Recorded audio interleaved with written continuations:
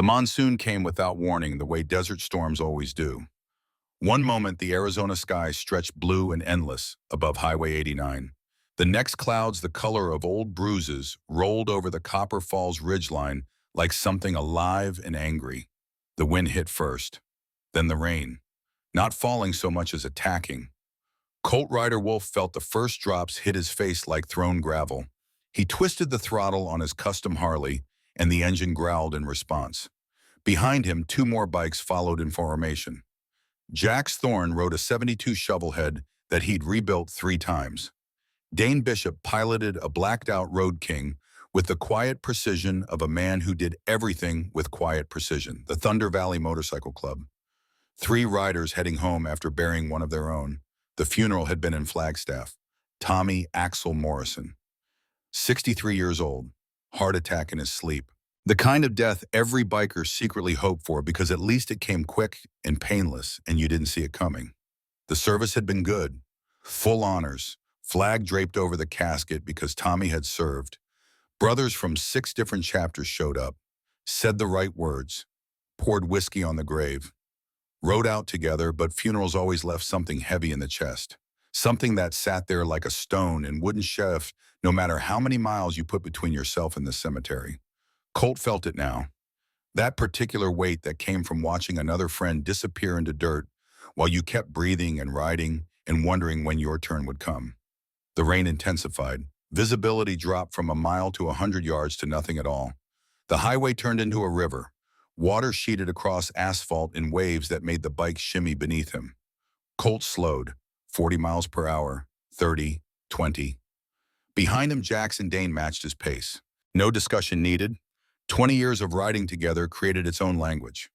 Then the engine stuttered. Colt felt it before he heard it. A hesitation. A skip in the rhythm that should never skip. The Harley coughed once. Twice. The smooth rumble became a grinding choke. He worked the throttle, but the response came sluggish and wrong. The engine died. Momentum carried him another 50 yards before friction won. The bike rolled to a stop on the shoulder. Jax and Dane pulled up alongside.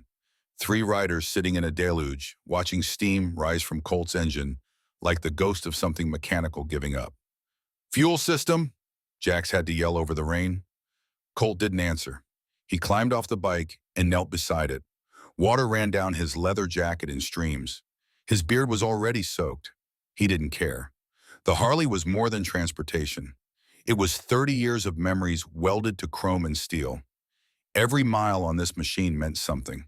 He'd ridden it to his wedding, ridden it away from his divorce, ridden it to his father's funeral and his mother's, and now Tommy's. The bike was witness to everything that mattered and most of what hurt. And now it sat dead on a highway in the middle of nowhere during a storm that showed no signs of stopping. Dane pointed ahead through the rain. A quarter mile up, barely visible through the downpour, stood the skeleton of something that used to be important. The old Copper Falls train depot. Built in 1923 when the copper mines still produced and trains still stopped here. Abandoned for 40 years, just a shell now. Brick walls and a roof that probably leaked. But it was shelter, and shelter beat drowning. They pushed the bikes, 3 grown men in leather shoving half a ton of motorcycle through mud and rain. No words exchanged, just grunting effort and boots losing traction and muscles burning. By the time they reached the depot, all 3 were breathing hard. The building looked worse up close. Graffiti covered the walls. Windows had been smashed decades ago. The main door hung crooked on one remaining hinge, but the roof held. Inside, the floor was concrete, dry, empty except for some scattered debris and the particular smell of places long abandoned. They rolled the bikes inside. The sound of rain hitting the roof echoed off bare walls. Colt found an old wooden crate and sat down hard. His back hurt. His knees hurt. Everything hurt the way it hurt when you were 46 and had spent your life doing things that weren't kind to a body. He stared at the Harley like it had personally betrayed him. Jax already had his toolkit out. The man was 43, but moved like someone 10 years younger. All muscle and momentum and the kind of energy that came from actually enjoying what you did for a living. He'd been a mechanic before he was a biker. Or maybe he'd been both simultaneously since birth. Hard to separate the two with Jax. "Let me look," Jax said. For the next 20 minutes, Jax worked while Colt watched, and Dane stood by the entrance, staring out at the rain. Jax checked the fuel lines, checked the pump, checked the injectors, pulled the air filter, tested the spark plugs, ran through every diagnostic a master mechanic runs when a machine refuses to cooperate. Nothing worked. "It's the fuel pressure regulator," Jax finally said. His voice carried the frustration of a man who'd found the problem but couldn't fix it. "It's shot. Probably been going bad for weeks. Just picked today to die completely." "Can you fix it?" Colt asked. "Not without parts, not without tools we don't have. We're looking at a full teardown. Hours of work. And that's if I can even get to the damn thing in these conditions." Colt stood, walked to his bike, stared at it like staring would change reality. The funeral weight in his chest got heavier. This was supposed to be a simple ride home. Pay respects to a dead friend. Get back to the clubhouse. Have a drink. Try to forget that death kept taking brothers while the rest of them kept aging toward the same destination. Instead, he was stranded in a storm inside a building that smelled like piss and decay, with a bike that wouldn't start and no way to fix it. "We could call for a tow," Dane said. His voice came quiet as always. Dane spoke maybe 10 words a day. Each one mattered. "Be hours in this weather, if they come at all." "Yeah." Colt pulled out his phone. No signal. The storm or the location or both. He held it up. Jax and Dane checked theirs. Same result. 3 phones, 0 bars. Perfect. Jax went back to the bike, started tearing into the fuel system with the intensity of a surgeon who refused to lose a patient. Colt watched for a while, then walked to the far end of the depot, found another crate, sat down, closed his eyes, listened to rain and wind and the sound of Jax cursing machinery that wouldn't obey. That's when he felt it. That sensation of being watched. The particular prickle on the back of your neck that comes from predator awareness bred into human DNA over millions of years. Someone or something was paying attention from the shadows. Colt opened his eyes, scanned the depot. Empty. Just brick walls and concrete floor and rain-streaked windows. But the feeling persisted. He stood, walked slowly along the perimeter, past old graffiti that said things about the world that were probably true, past beer cans and cigarette butts, and the scattered remains of people who'd used this place for purposes that left debris. Movement in the corner. Fast. Small. Colt froze. His hand went automatically to his belt, to the knife he always carried. Not because he expected trouble, just because 46 years of living taught you that trouble came whether you expected it or not. "I know you're there," Colt said. His voice carried across the space. Not threatening, just stating fact. Nothing. Just rain and wind and Jax working on the bike. "I'm not going to hurt you, but I'd appreciate it if you stopped hiding. Makes me nervous when things hide." A pause, then a shape emerged from the shadows. Small, thin, moving with the particular caution of prey that knows predators exist. A girl, maybe 12 years old, soaked through despite being inside. Clothes that had seen better months, if not better years. Jeans torn at the knees, not for fashion, but from actual wear. A hoodie 3 sizes too big. Sneakers held together with duct tape. Hair that might have been brown or blonde beneath the dirt. It was hard to tell, but the eyes. The eyes were old. The kind of old that didn't match the face. The kind of old that came from seeing things 12-year-olds shouldn't see and surviving them anyway. Jax and Dane noticed. Both men straightened. Jax's hand stayed on his wrench, but his posture changed. Dane stepped away from the entrance. 3 grown bikers. 1 kid. The math was obvious. They waited to see what she'd do. The girl looked at them, then at the bikes, then back at them. Her hands were shaking. Whether from cold or fear or something else was impossible to tell. She opened her mouth, closed it, tried again. When the words came out, they were barely louder than the rain. "If I fix your bike, will you keep me?" The question hung in the wet air like something with weight. The 3 men stared. The girl stared back, waiting, hoping, braced for rejection because clearly rejection was something she knew well. Colt found his voice first. "What, your bike?" The girl's voice got slightly stronger. "I can fix it. If I do, will you keep me?" Jax laughed. Not mean, just surprised.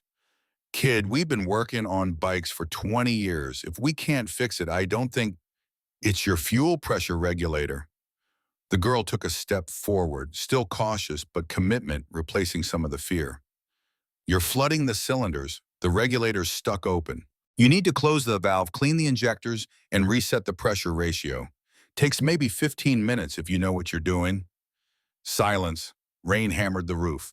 Somewhere a piece of loose metal banged against brick with each gust of wind.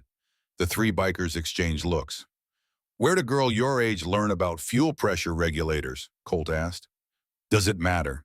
The girl lifted her chin, defiance mixing with desperation. I can fix it or I can't. You want to ride out of here, or you want to sit in this building until the storm ends and a tow truck maybe shows up? Jack stepped forward, looked at the girl closely, looked at the bike, back at the girl. You're serious. I'm serious. And if you fix it, we keep you. That's the deal. That's the deal. Keep you how, Dane's quiet voice cut through. Keep you where, the girl's defiance cracked. Vulnerability showed through like bone through torn skin. Anywhere. Anywhere that's not here, not out there. Somewhere that's somewhere. Colt understood then. This wasn't a kid playing games. This was survival. This was a human being at the absolute end of options asking for the only thing left to ask for. A chance, any chance. Even from three strangers who looked like every warning poster about stranger danger.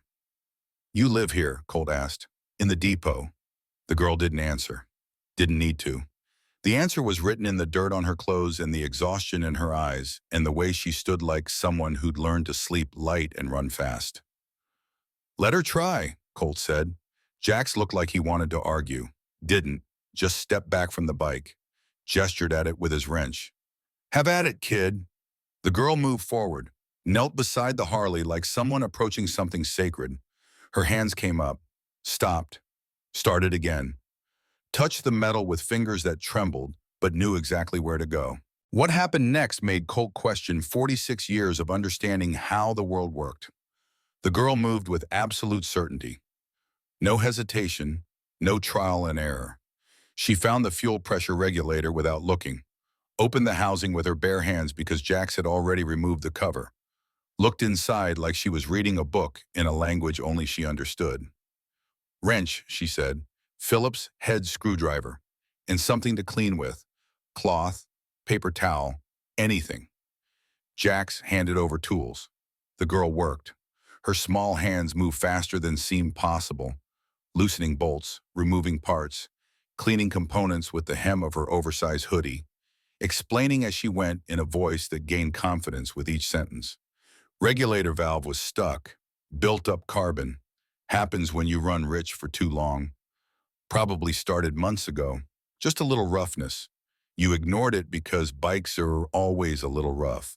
But it got worse. Carbon built up. Valve couldn't close it properly. Started flooding the system. Then today, with the humidity from the storm, everything swelled. Valve stuck completely open. Engine drowned itself. She reassembled parts, tightened bolts, reset something Colt couldn't see. 12 minutes. Colt was counting without meaning to. 12 minutes from start to finish. The girl sat back, looked up at them. Try it now. Colt stared at her. At the bike, at Jax who looked like he'd witnessed a miracle or a con job and couldn't figure out which. Colt walked to the Harley, threw his leg over, turned the key, hit the starter. The engine turned, coughed, caught, roared to life like it had never been dead at all. The sound filled the depot. Strong, clean, perfect. Colt felt it through his entire body. That particular vibration that meant everything was right with the mechanical world. He looked at the girl. She was still kneeling on the concrete, soaked, shivering. 12 years old, and she'd just done what three men with decades of experience couldn't do. Where'd you learn that? Colt asked again. Books. The girl stood. Internet. Library computers when I could get access. YouTube videos. Junkyards where guys let me watch if I swept up after. You learn fast when your life depends on it. Your life depends on knowing about fuel pressure regulators. My life depends on being useful. The girl's voice went flat. People keep you when you're useful. Otherwise, you're just a problem that needs solving. I learned not to be a problem. Colt cut the engine, climbed off the bike, walked over to where the girl stood. She tensed, ready to bolt, but she held her ground, brave or desperate or both. "What's your name?" Colt asked. The girl hesitated, like even giving a name was giving away something precious and dangerous. "Harley." "Harley what?" "Just Harley. Names don't matter unless people use them. Nobody's used mine in a while." "Okay, Harley, I'm Colt. This is Jax, that's Dane. We ride together, Thunder Valley MC. You know what MC means? Motorcycle Club." "That's right, we're bikers. Some people think that means we're criminals. Some people think it means we're dangerous. Both are sometimes true and sometimes not. But one thing we always are is loyal. To each other. To people who help us. To people who earn our respect." Harley's eyes narrowed, trying to figure out where this was going. If this was the part where promises turned into lies. "You fixed my bike," Cole continued. "You asked if we'd keep you if you did. That's a hell of a thing to ask. Big ask, complicated ask. But you did what you said you'd do. So here's what we're going to do. We're going to take you back to our clubhouse. Gonna get you food. Gonna get you dressy. Gonna get you warm. Gonna figure out what the hell is going on and what we can do about it." That work for you, Harley's face did something complicated. Hope fighting with disbelief. Fighting with the learned caution of someone who'd been disappointed too many times. For how long? For as long as it takes to figure out the answer to that question. That's not an answer. It's the only answer I've got right now. I'm not gonna lie to you and say forever. I don't know forever, but I know tonight. I know food and warm and safe. I know we don't leave people standing in abandoned buildings during storms. That enough for you? Harley looked at the three men, at the bikes, at the depot walls that had been home for however long, at the rain still hammering outside, at a decision that might be the best or worst she'd ever make. "Yeah," she said, "that's enough." They rode through the storm with Harley wedged between Colt's chest and the handlebars. No helmet because they didn't have one small enough. No proper gear because there was no time to source any. Just a 12-year-old girl wrapped in Colt's leather jacket holding onto a gas tank, while three bikers carved through rain and darkness towards something resembling salvation. The Thunder Valley Clubhouse sat on the edge of Copper Falls proper, far enough from town to avoid most complaints, close enough to civilization to have power and water and the illusion of being part of something. The building had been a garage once, 2 bays, lift system, tool benches, everything a mechanic needed to make a living. Then Colt bought it 15 years ago and converted it. The bays became common space. The office became storage. The upstairs apartment became his home. They pulled in around 8 p.m.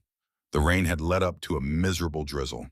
Harley climbed off the bike, moving like someone who'd been vibrating at 60 miles per hour for 30 minutes and couldn't quite remember how to stand still. Her legs buckled. Colt caught her. She jerked away, caught herself, stood on her own. "I'm fine," Harley said. "Didn't say you weren't." Inside, the clubhouse smelled like motor oil and leather and the particular musk of men who spent more time with machines than people.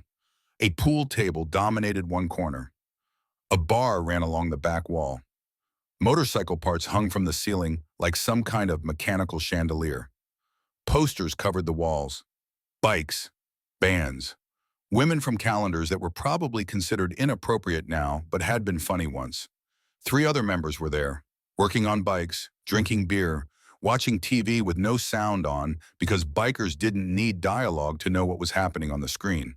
They looked up when the door opened, looked at Colt, at Jax, at Dane, at the small, wet figure in the oversized jacket. "Who's the kid?" This from a man named Pike. 50s, bald, covered in tattoos that told stories if you knew how to read them. "Her name's Harley," Colt said. "She's staying tonight."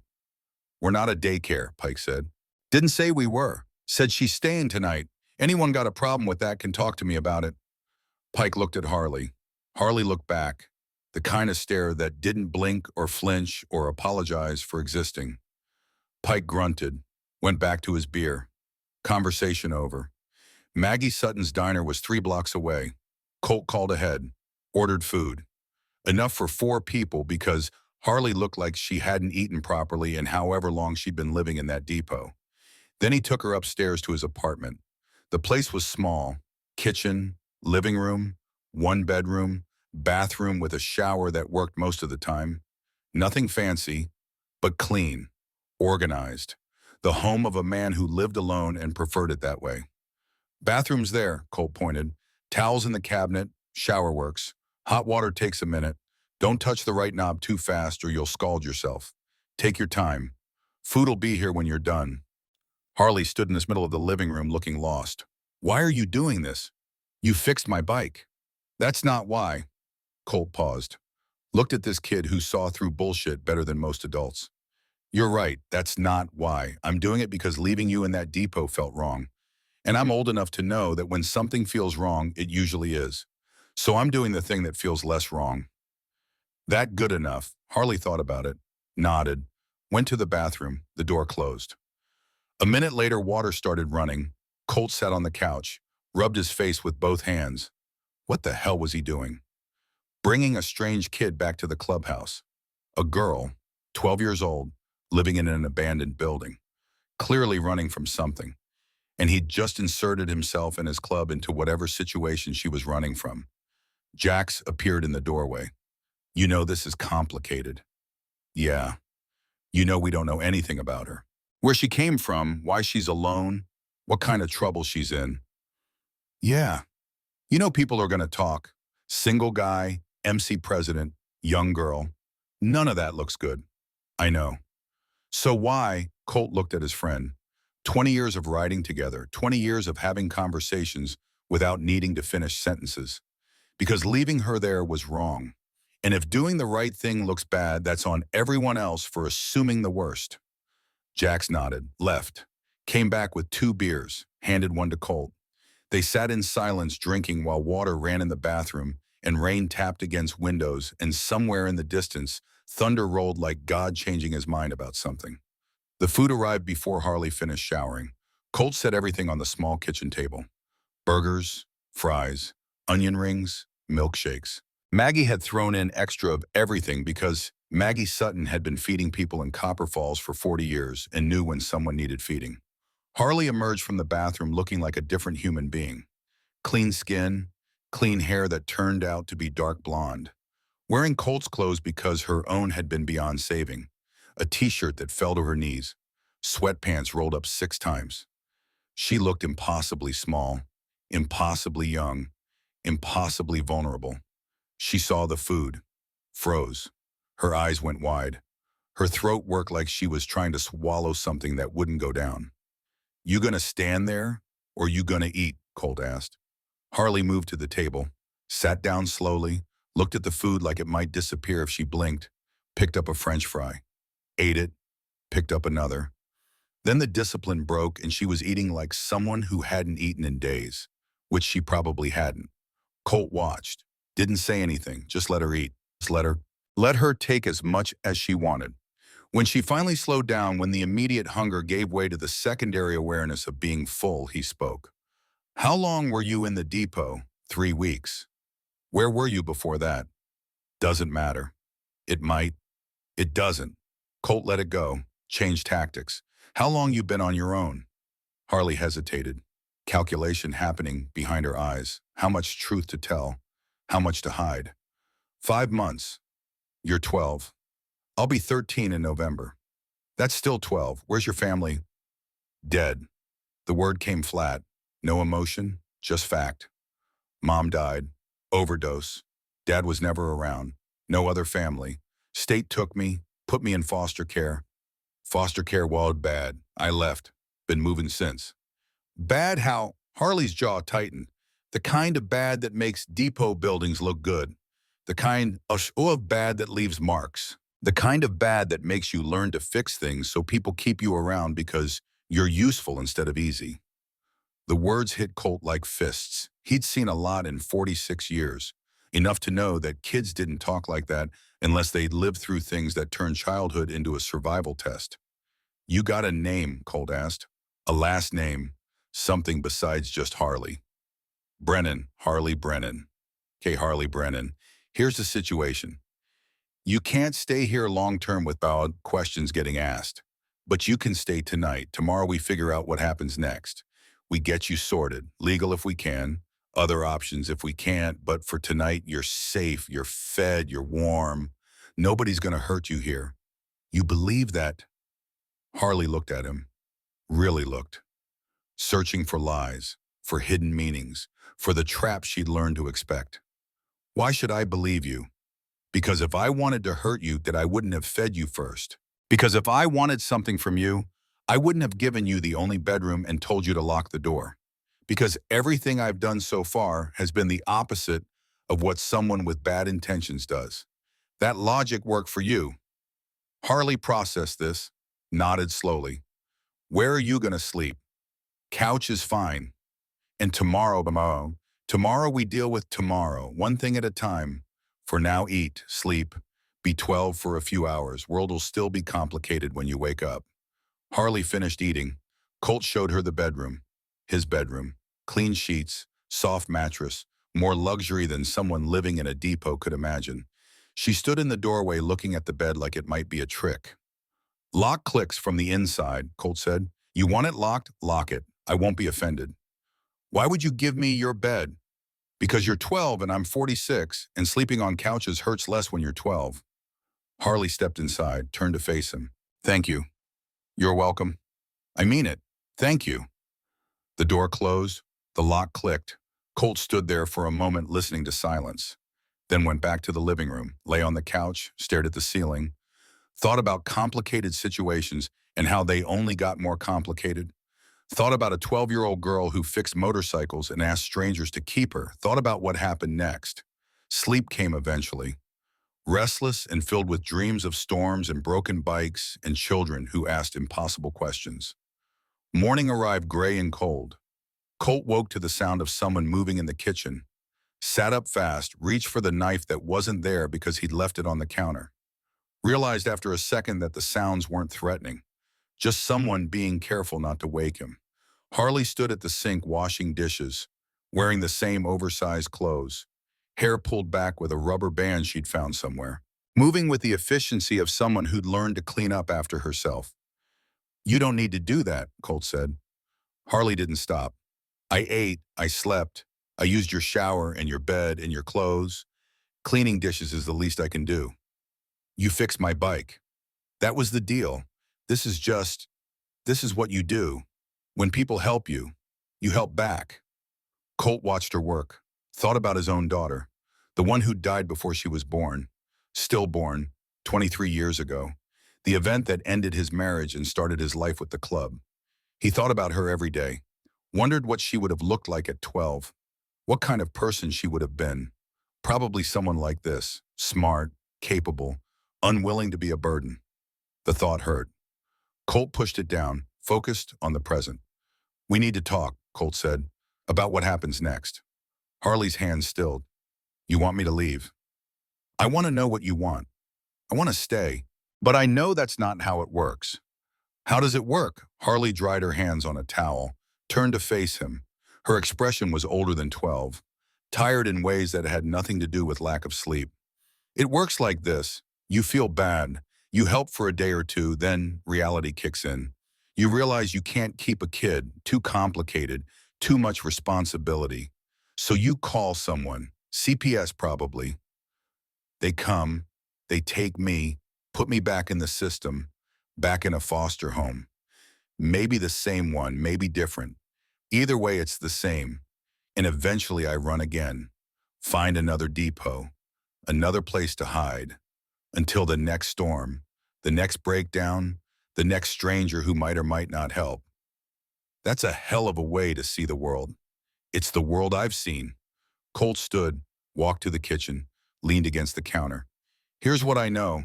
You're 12, you're smart, you're tougher than you should have to be. You're in trouble. And if I do nothing, you're going to end up dead or worse. So doing nothing isn't an option. What's the other option? I don't know yet, but we're going to figure it out. Together, starting with breakfast. You like eggs? Harley's guard dropped slightly. I like food.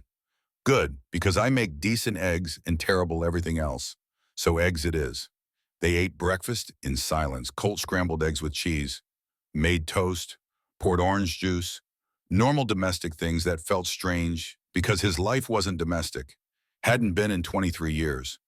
But here he was, playing house with a kid who wasn't his kid, pretending this could work when he didn't know if it could. The knock came at 10 a.m. Hard. Official. The kind of knock that said authority was on the other side.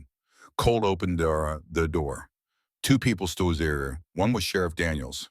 Good man, fair, knew Colt, knew the club, didn't hassle them as long as they didn't cause problems. The other was a woman Colt didn't know. 50s, severe, wearing clothes that screamed government employee. Morning, Colt, Sheriff Daniels said. He looked uncomfortable. This is Diane Hutchins, CPS supervisor. She needs to talk to you. Diane Hutchins pushed past the sheriff, walked into the clubhouse uninvited, saw Harley sitting at the table. Her eyes went hard. Harley Brennan, Diane said. You're a runaway from state custody. You need to come with me. Harley's face went white. She stood, back toward the bedroom. No, this isn't a discussion. I'm not going back. You don't have a choice. Colt stepped between them. Hold on, everyone calm down. Let's talk about this. Diane looked at him like he was something scraped off a shoe. Mr. Wolf, you're harboring a runaway minor. That's a crime. You need to step aside and let me do my job. My job is making sure this kid is safe. Right now, I'm not convinced going with you accomplishes that. You have no authority here, no legal standing, no right to keep this child. She belongs in state custody. She belongs somewhere safe. Your track record on that isn't great. Diane's face flushed. I don't have to explain the foster care system to you. What I have to do is take this child back where she belongs. If you interfere, I'll have the sheriff arrest you. Is that what you want? Harley bolted, ran for the bedroom, slammed the door. The lock clicked, then silence, then crying, soft at first, then louder, the sound of someone breaking. Colt looked at Diane, at the sheriff, at a situation spiraling beyond his control. Give me 48 hours. Excuse me, 48 hours, I'll get a lawyer. We'll figure out the legal way to do this. But you're not taking her today. Not like this. Not when she's terrified. That's not how this works. Then maybe it should work differently. Sheriff Daniels stepped forward. Diane, give him the 48 hours. I'll vouch for him. He's not a flight risk. The kid's not in danger. Let's do this right instead of fast. Diane looked like she wanted to argue, looked at the locked bedroom door, at the crying coming from behind it, at two men who weren't going to make this easy. 48 hours, Diane said. Then she comes with me, with or without your cooperation. Understand, understood. They left. The door closed. Colt stood there processing what had just happened. 48 hours, 2 days to figure out something that should probably take months. 2 days to navigate a system designed to protect children, but often didn't. 2 days to save a 12-year-old girl from going back to whatever hell she'd run from. He walked to the bedroom door, knocked softly. Harley, they're gone. No answer, just crying. I know you're scared. I know you don't trust this. Don't trust me. But I meant what I said. We're going to figure this out, together. I just need you to hang on for 48 hours. Can you do that? Silence. Then you're going to call SEEP. I'm going to call a lawyer. Going to try to do this legal. So when you stay, it's permanent. Not temporary. Not running. Actually staying. That worth 48 hours. More silence. The crying stopped. The lock clicked. The door opened a crack. Harley's face appeared. Red eyes. Tear-stained cheeks. 12 years old and carrying weights that would break most adults. Promise? She asked. I promise I'm going to try. That's all I can guarantee, but I'll try until I can't try anymore. That good enough? Harley studied him, looking for lies, for escape clauses, for the moment when promises became broken things. Okay, 48 hours. The door closed again, but didn't lock. Colt pulled out his phone, started making calls, found a lawyer named Bryn Holloway who specialized in family law, explained the situation, set up a meeting for tomorrow, then called Jax, called Dane, called Pike. Told them they had 48 hours to figure out how to keep a 12-year-old girl safe from a system that wanted to put her back in danger. Thunder Valley MC had been together 15 years. They'd done a lot of things, legal things, gray area things, things that were definitely illegal but felt right anyway. But they'd never done this, never fought for custody of a child, never challenged CPS, never inserted themselves into the machinery of the state. They were about to start. Outside, the rain began again, softer this time, more persistent than violent, the kind of rain that settled in for days. Colt stood at the window watching water run down glass, thought about storms and motorcycles and children who asked impossible questions. If I fix your bike, will you keep me? The question echoed, demanded an answer more complicated than yes or no, an answer that would require lawyers and courts and fighting systems that didn't like being fought. But Colt Rider Wolf had been fighting his whole life, for his club, for his brothers, for principles he couldn't always articulate, but knew in his bones were right. Time to fight for one more thing. Time to fight for a girl who fixed more than motorcycles. Time to fight for someone who deserved to be kept. Bryn Holloway's office smelled like old paper and new coffee, the kind of place where hope went to drown in legal precedent. She was 38 and looked 50. Family law did that. Spent years watching the system fail children while pretending it worked. But she kept showing up, kept fighting, kept believing that sometimes the right outcome was possible even when probability said otherwise. Colt sat across from her desk, Harley beside him. The girl hadn't said much since they'd arrived, just stared at the diplomas on the wall like they were written in a language she didn't speak, which they were. The language of institutions that had failed her repeatedly. Bryn set down her pen, looked at them both with eyes that had seen this movie before and knew how it usually ended. I'm going to be honest with you. This is nearly impossible. Nearly, Colt said. Not completely. Mr. Wolf. Colt. Colt, you're a single man, president of a motorcycle club. You have a criminal record. Assault. 15 years ago, but it's still there.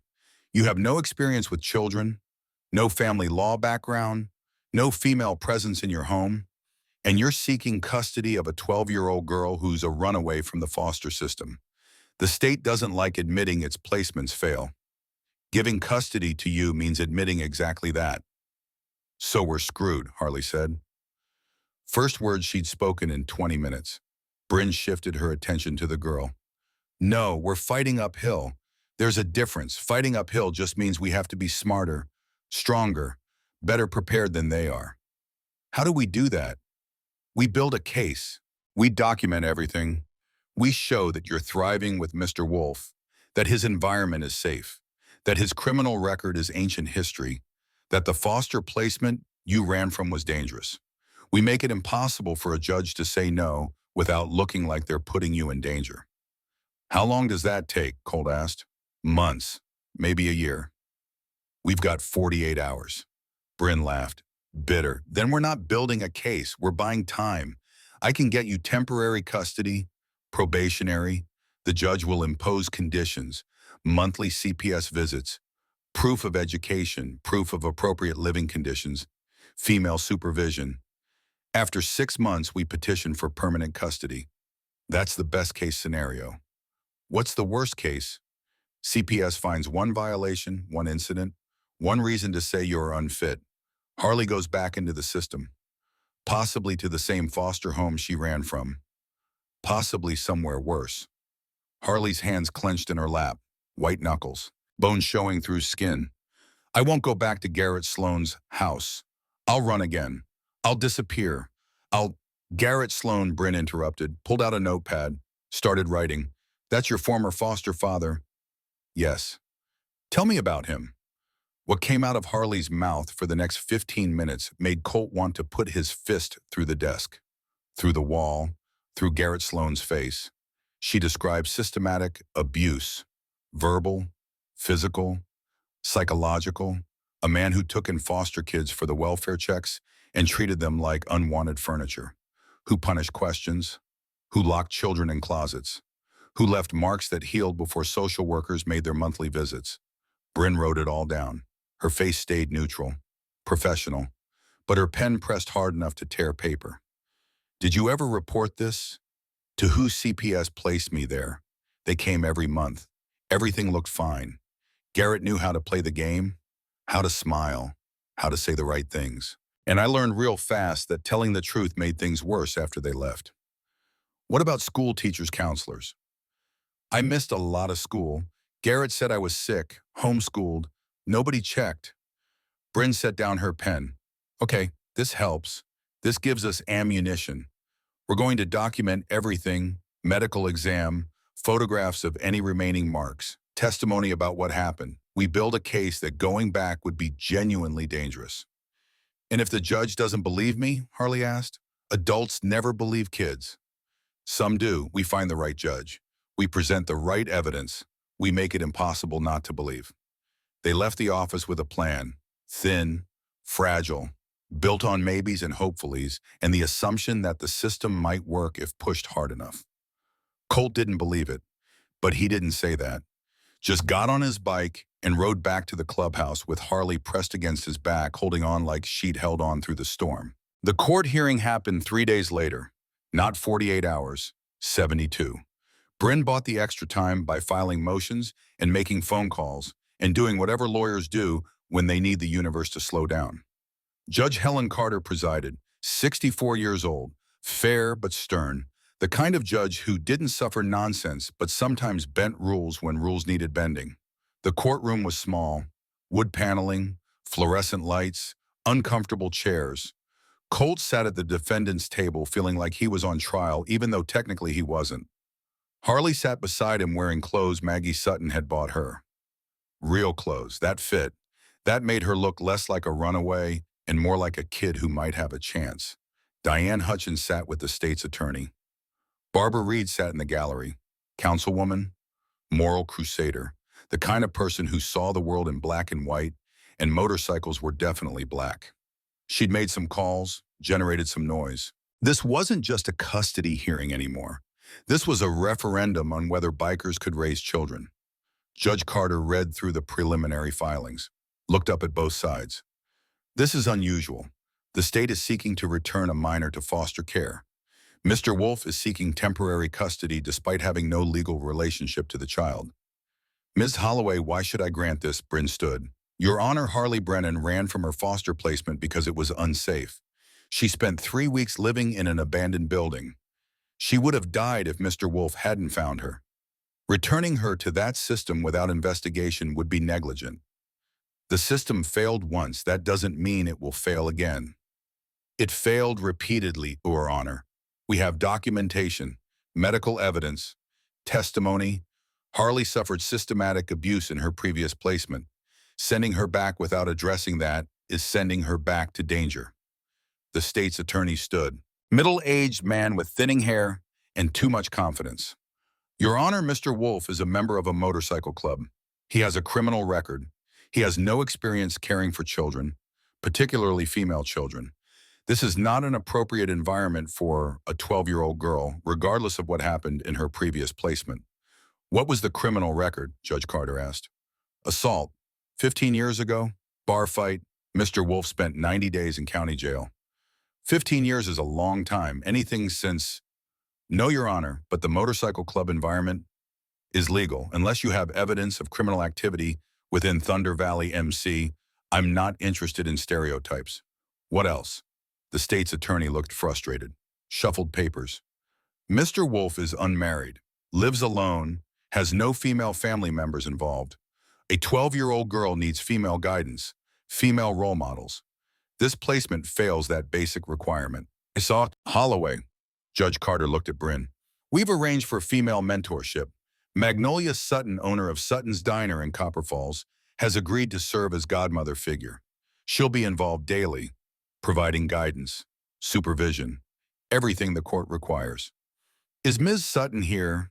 Maggie stood from the gallery, 62 years old, gray hair pulled back, wearing a dress she probably saved for funerals and court appearances. Yes, Your Honor, I've known Colt Wolf for 20 years. He's a good man, and that girl needs someone who sees her for what she is, not what the system says she should be. Judge Carter nodded, looked at Harley. Miss Brennan, do you want to stay with Mr. Wolf? Harley stood, small, uncertain, but her voice came steady. Yes, ma'am. Why? Because he's the first parent who didn't make me feel like a problem. He treats me like I matter, like what I can do is more important than what I cost. I know I'm complicated. I know this is hard, but I'd rather be complicated with him than easy somewhere else. The courtroom went quiet. Even the state's attorney looked uncomfortable. Judge Carter wrote something, set down her pen. Here's my ruling. Temporary custody to Mr. Wolf, 6-month probationary period. Conditions as follows. Monthly CPS visits, proof of educational enrollment, continued involvement of Miss Sutton as female guardian, medical and psychological evaluations. No violations, no incidents. Nothing that gives this court reason to question the placement. At the end of 6 months, we reconvene for permanent custody hearing. Understood. Yes, Your Honor, Bryn said. Mr. Wolf. Colt stood. Understood. Miss Brennan, this is your life we're deciding. If at any point you feel unsafe, you tell someone.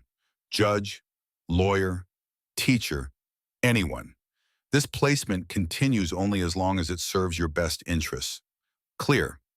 Clear, Harley said. The gavel came down. Temporary custody granted. Not a victory. Just a delay of defeat. But sometimes delays were all you got. They walked out of the courthouse into Arizona sunshine. Harley looked up at Colt. 6 months. 6 months. And then they decide forever. Then we make sure the 6 months are so good they can't say no. A reporter waited on the steps. Local news, young woman with a camera crew, and questions she thought were important. Mr. Wolf, is it true Thunder Valley MC is now taking care of children? What message does that send to the community? Colt kept walking. No comment. There are concerns about a motorcycle club raising a young girl. How do you respond to parents who worry about, I respond by taking care of her better than the system did. That answer your question. They climbed on the bike, rode away from cameras and questions in the beginning of something that would get worse before it got better. The first CPS visit came a week later. Diane Hutchins arrived with a clipboard and a checklist in the particular demeanor of someone looking for reasons to say no. She inspected the apartment, checked the bedroom, interviewed Harley alone, asked questions designed to find cracks. Are you happy here? Yes. Do you feel safe? Yes. Has Mr. Wolf ever made you uncomfortable, touched you inappropriately, said anything that seemed wrong? No, he's been completely appropriate, more appropriate than any adult who was actually supposed to take care of me. Diane made notes, checked boxes, looked disappointed when everything checked out. You're attending school. Online program, Maggie helps me with homework. I'm ahead in 3 subjects. You have your own space privacy. I have a bedroom with a lock. Colt sleeps on the couch. I've got more privacy here than anywhere I've ever lived. More notes, more boxes. Diane couldn't find what she was looking for because what she was looking for didn't exist. Colt wasn't abusing Harley, wasn't neglecting her, was actually doing exactly what foster parents were supposed to do but rarely did, and that made the narrative uncomfortable. I'll be back next month, Diane said on her way out. Same drill. I find anything questionable. This placement ends immediately. Looking forward to it, Colt said. The door closed. Harley let out breath she'd been holding. She hates us. She hates that we're proving her wrong. Different thing. Feels the same. Probably does. Week 2 brought Barbara Reed's campaign. The councilwoman had decided Thunder Valley MC was her next crusade. She called town meetings, stood in front of concerned parents, and painted pictures of danger. Motorcycle gangs, criminal elements, inappropriate environments for children, especially girls. The petition started online. Protect our children, keep Copper Falls safe. 400 signatures in 3 days. Parents who'd never met Colt or Harley or anyone from Thunder Valley. But they knew what motorcycle clubs meant, what they'd seen in movies and on TV. Danger, drugs, violence, everything you didn't want near children. The school board met and voted 7-2. Harley Brennan would not be enrolled in Copper Falls Middle School. Too controversial, too many parent complaints. Better to avoid the situation entirely. She could do online school, homeschool, anything that didn't involve putting her in a building with other people's children. Maggie brought the news to the clubhouse, handed Colt the letter. They're scared. Of what? Of change, of admitting they might be wrong, of a 12-year-old girl proving that families don't look like they're supposed to look. She's better off without them anyway. Maybe, but she shouldn't have to be. Harley took the news quietly. Didn't cry, didn't rage, just nodded and went back to the bike she was rebuilding in the garage bay. A 67 Triumph Bonneville someone had abandoned. Engine seized, frame rusted. Most people would call it scrap. Harley called it a project. Colt found her there an hour later, hands covered in grease, tools spread around her like a surgeon's instruments, working with the focus of someone who'd learned that machines didn't judge, didn't exclude, just required skill and patience and the willingness to figure out how broken things fit back together. "You okay?" Colt asked. "I'm fine." "You don't seem fine." Harley didn't look up, kept working. "I knew this would happen. Knew people would react this way. Doesn't matter if I'm smart or useful or trying harder than anyone else. I'm the girl living with bikers. That's all they see. What do you want to do about it?" "What can I do?" "Prove them wrong, show them what you can do. Make it impossible to ignore." Harley set down her wrench, looked at the motorcycle, at Colt. "How?" "You tell me. You're the one with the mechanical genius. What would make people see past their assumptions?" Something shifted in Harley's expression. An idea forming, dangerous and brilliant, and exactly the kind of thing a 12-year-old with nothing to lose would think. "I could open a garage." "You could. Here at the clubhouse, fix bikes, fix cars, fix anything people bring. Show them I'm not some victim who needs saving. Show them I can do things they can't do." That would definitely get attention. "Would you let me?" Colt thought about it, about liability and risk and all the ways this could go wrong. About a 12-year-old girl who'd already survived worse than most adults would endure. About proving points and changing minds and the particular stubbornness required to fight systems designed to stay unchanged. "Yeah," Colt said, "I'd let you." Harley's garage opened the next week. Not officially, no business license, no permits, just a sign Jack's made from scrap metal and Harley's name welded in steel. They set up in the second bay, organized tools, cleaned the workspace until it looked professional, spread the word through the informal networks that existed in small towns. Bike broken, car making noise. Bring it to the clubhouse. The kid'll look at it. The first customer was Pike. Brought his truck, engine knocking, said it was a test, but everyone knew better. Pike wanted to see if the girl could actually do what people claimed. Harley listened to the engine. 15 seconds. Pop the hood. 5 minutes of inspection. Valve lifter, number 4 cylinder. Probably been ticking for weeks. You ignored it. Now it's knocking. Keep ignoring it and you'll need a whole new engine. Can you fix it?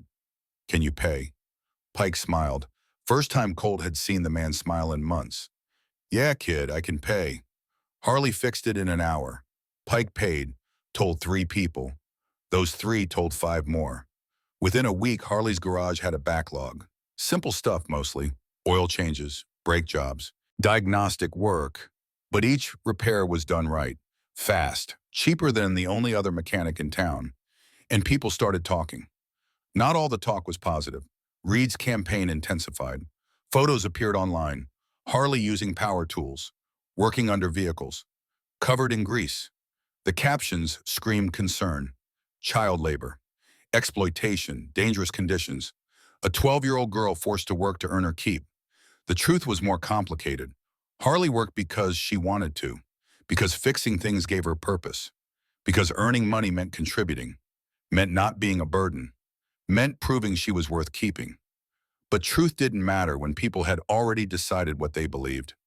The mothers started coming in week 3, not for repairs, just to watch, to bring their daughters, to see this girl who did things girls supposedly couldn't do. Harley worked while they watched, answered questions when asked, explained what she was doing and why. Showed young girls that tools didn't care about gender, that intelligence and skill mattered more than assumptions. A woman named Patricia brought her daughter Emma. 13, shy, interested in engineering but told by her father that wasn't for girls. Patricia watched Harley rebuild a carburetor, watched her daughter's face light up with recognition, with possibility. "Could Emma learn?" Patricia asked. "Can she follow instructions?" Yes. Then she can learn. Emiya came back the next day and the day after, started helping, started understanding, started believing that maybe her father was wrong about what girls could do. 3 other girls joined, then 5, then 8. Harley's garage became something unexpected, a place where assumptions went to die. The money accumulated. Harley kept meticulous records. Every job, every payment, every expense. At the end of 2 weeks, she'd earned $3,000. Handed it to Colt in an envelope. For the lawyer, Harley said. For Bryn, for whatever we need for the custody case. Colt stared at the cash. At this 12-year-old girl who'd earned more in 2 weeks than some adults earned in a month, who was paying for her own chance at permanence. You don't have to do this.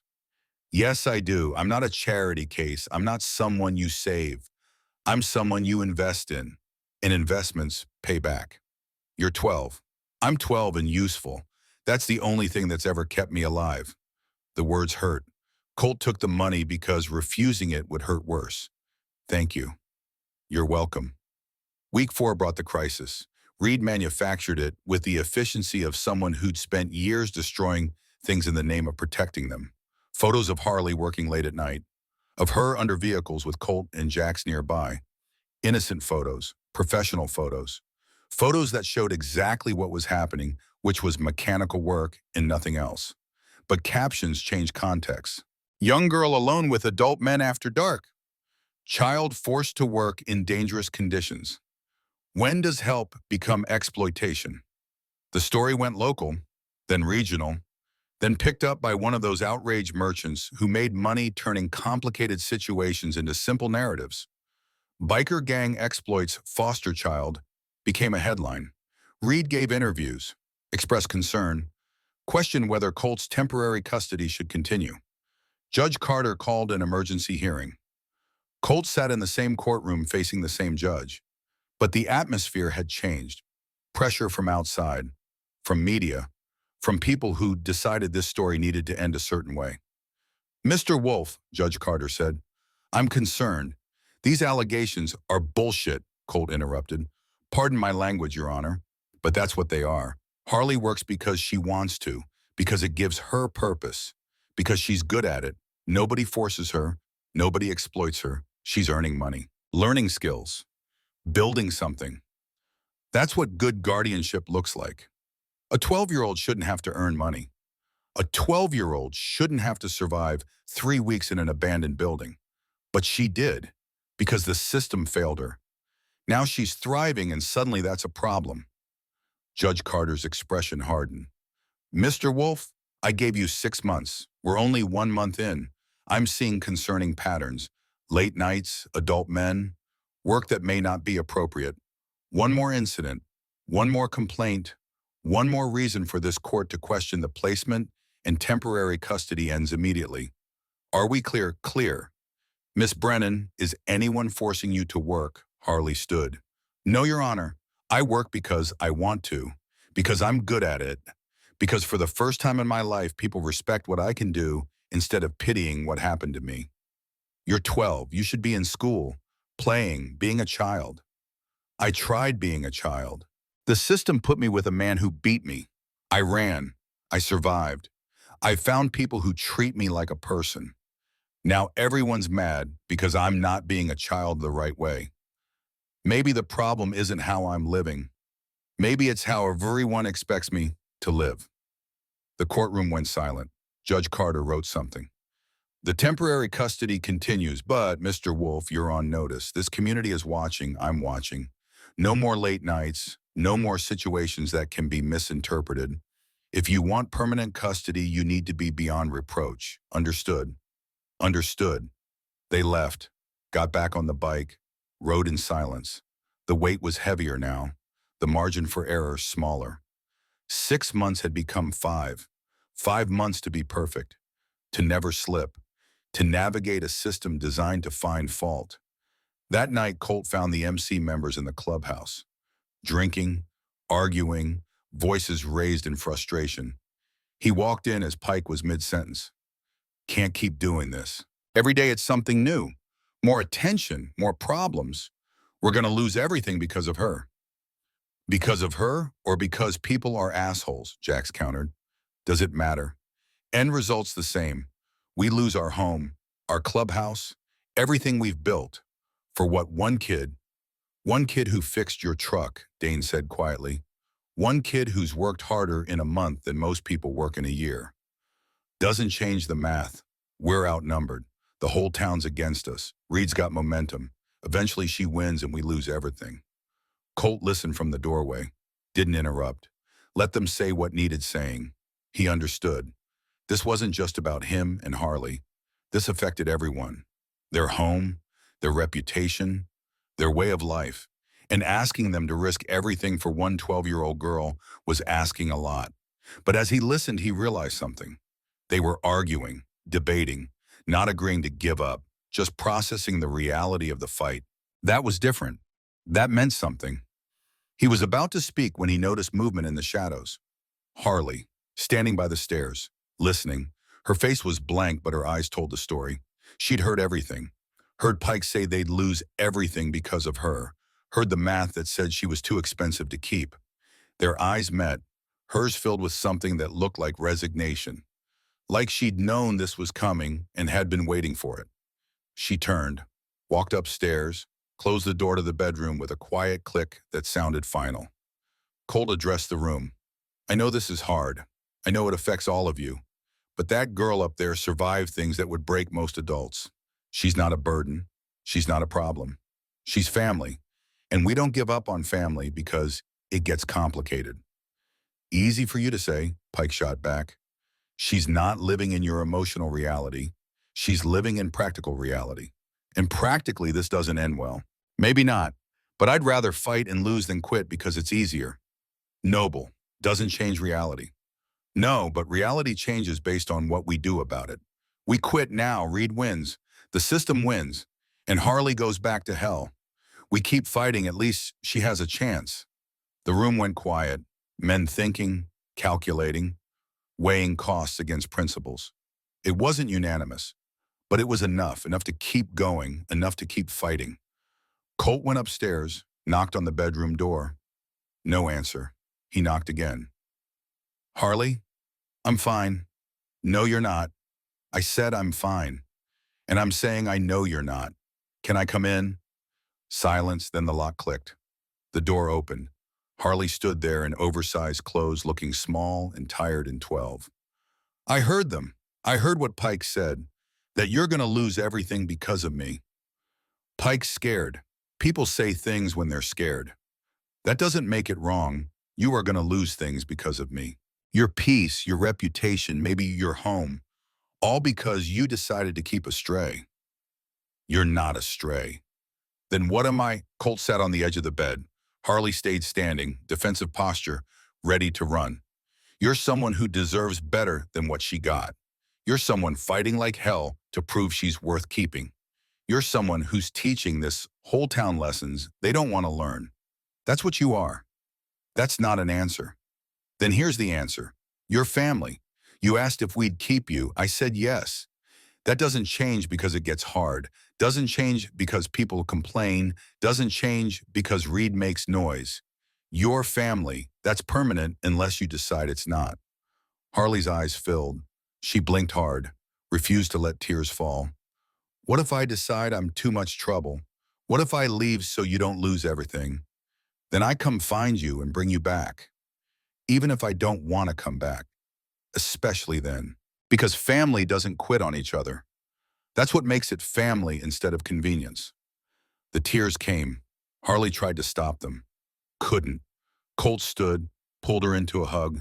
She resisted, then collapsed. 12 years of survival giving way to 12 seconds of being held, of being told she mattered more than cost, that she was worth the fight. I don't want you to lose everything, Harley said into his shoulder. Then help me prove Reed wrong. Help me show this town what family actually looks like. Help me win. How?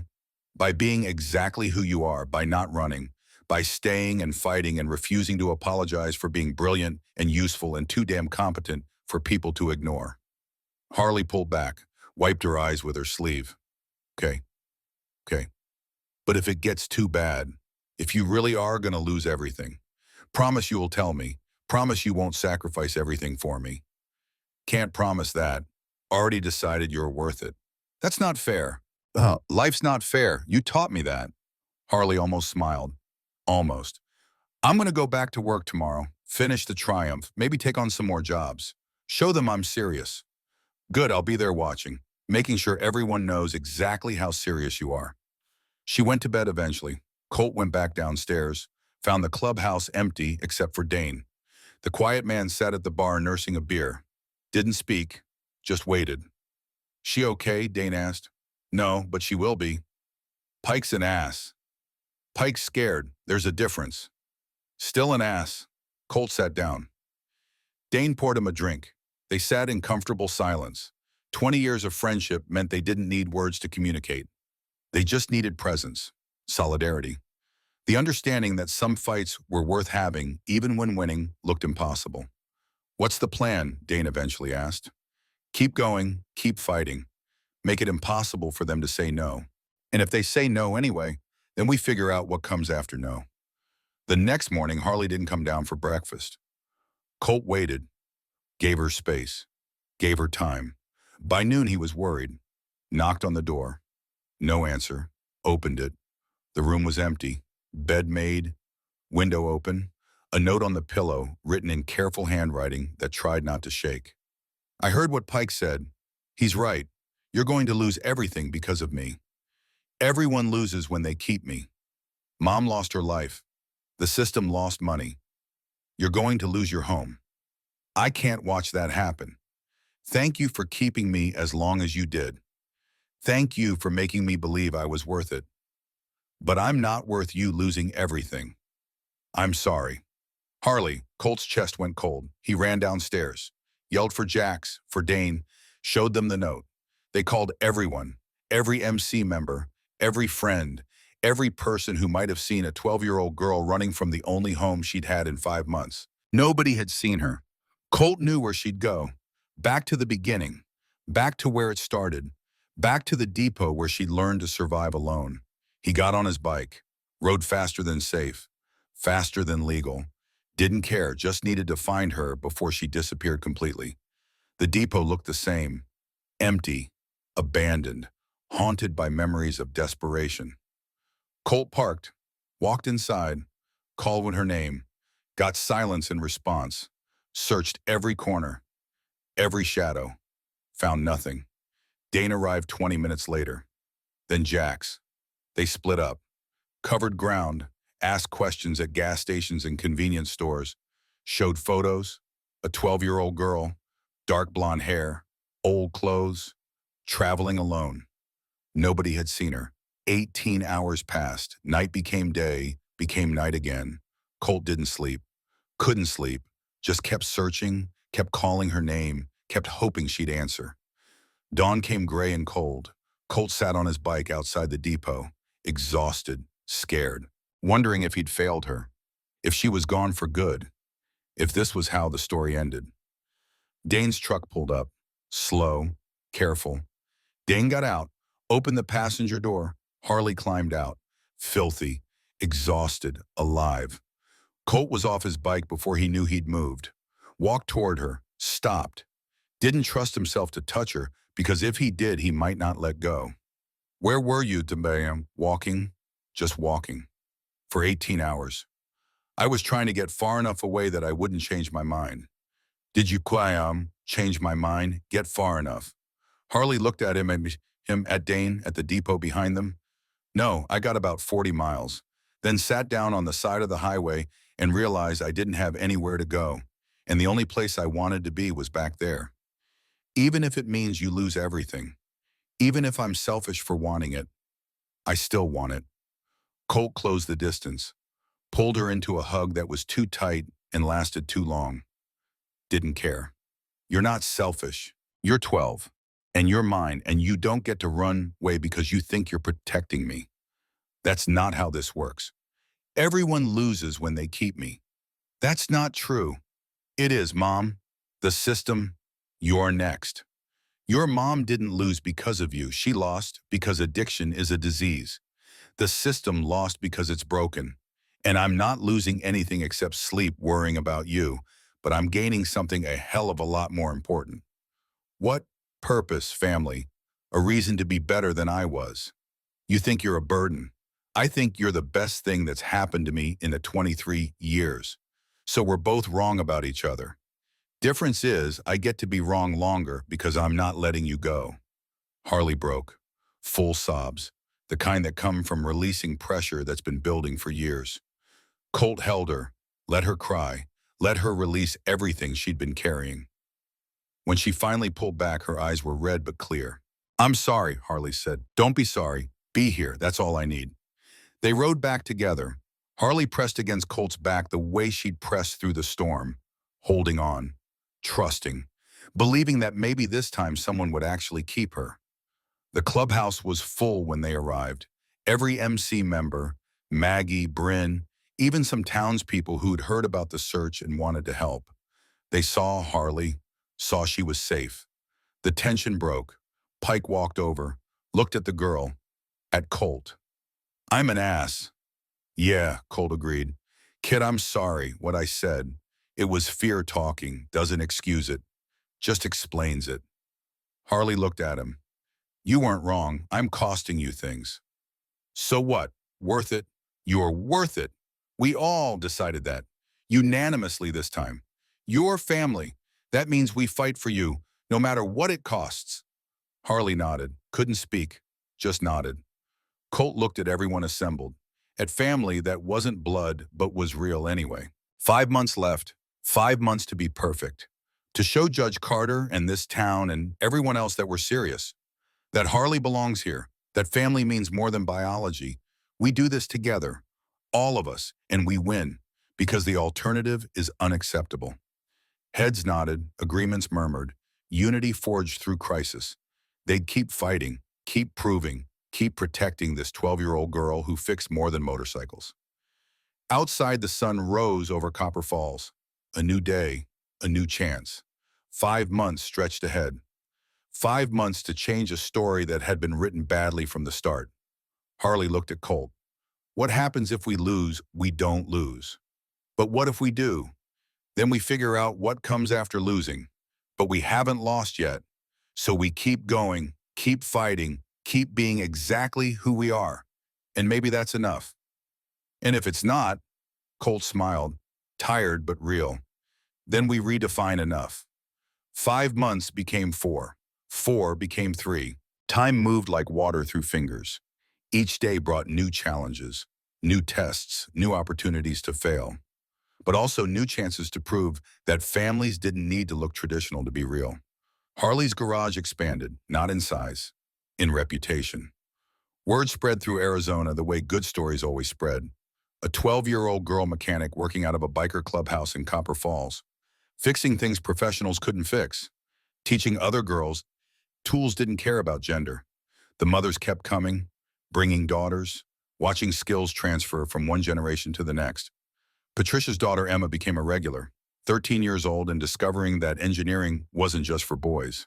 She'd arrive after school, work alongside Harley, learn diagnostic procedures and proper torque specifications, and the particular satisfaction of making broken things whole again.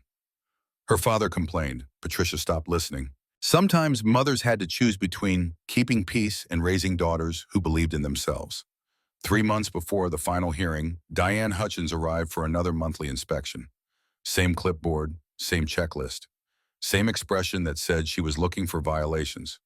She walked through the apartment, checked the bedroom, interviewed Harley in private. "Still happy?" Diane asked. "Yes." "No concerns? Nothing you're afraid to say with Mr. Wolf present?" "Nothing." "You're not being pressured to say that." Harley set down the wrench she'd been holding, looked at Diane directly. "I know you think I'm being exploited, that I'm too young to know what's good for me, but I spent 3 weeks living in an abandoned building. I survived foster care with a man who beat me. I know what bad looks like. This isn't bad. This is the first time in my life I felt safe and valued and like I might actually have a future. So no, I'm not being pressured. I'm being honest." Diane made notes. Her pen moved across the page with mechanical precision. "You're working long hours in the garage." "Because I want to." You're 12. You should be playing, having fun, being a child. I am being a child, just not the kind you think children should be.